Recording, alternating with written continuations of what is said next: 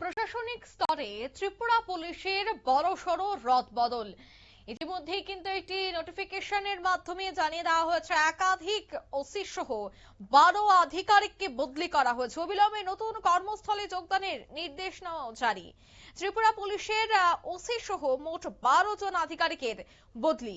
প্রশাসনিক স্বার্থেই ত্রিপুরা পুলিশের একাধিক থানার ভারপ্রাপ্ত আধিকারিক তথা ওসি সহ 12 জন পুলিশ আধিকারিকের নাম কিন্তু তালিকায় চলে এসেছে পুলিশের সদর দফতরের প্রতিষ্ঠান শাখা থেকে জারি হওয়া আদেশে জানানো হয়েছে বদলির নির্দেশ অবিলম্বে কার্যকর হবে।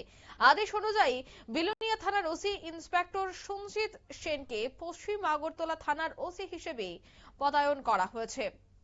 পশ্চিম আগরতলা থানার ওসি ইন্সপেক্টর রানা চ্যাটার্জিকে আমতলী থানায় এবং খোয়াই থানার ওসি ইন্সপেক্টর কৃষ্ণধন সরকারকে পূর্ব আগরতলা থানায় ওসি হিসেবে বদলি করা হয়েছে।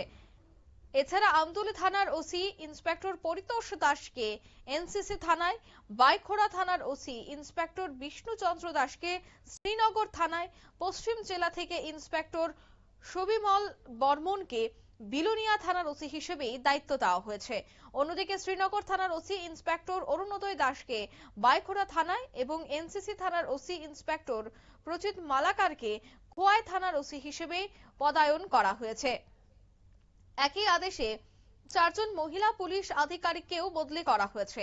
ভারপ্রাপ্ত পরিদর্শক শিপ্রা বালা চন্দাকে দক্ষিণ জেলা থেকে টিপিসিবিতে, ভারপ্রাপ্ত পরিদর্শক মুন্না মজুমদারকে পশ্চিম আগরতলার মহিলা থানা থেকে দক্ষিণ জেলায়, মহিলা উপ পরিদর্শক মৌসুমী দত্তকে টিপিসিবি থেকে বিশালগড় মহিলা থানা এবং মহিলা উপ পরিদর্শক রিপিতা ভট্টাচার্যকে বিশালগড় মহিলা থানা থেকে পশ্চিম আগরতলা থানা পদায়ন করা হয়েছে।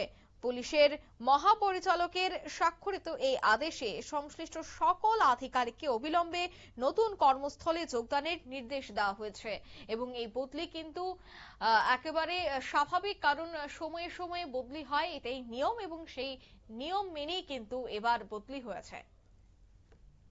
নিয়ে নিচ্ছি ছোট্ট একটি বিজ্ঞাপন বিরতির সঙ্গে থাকুন।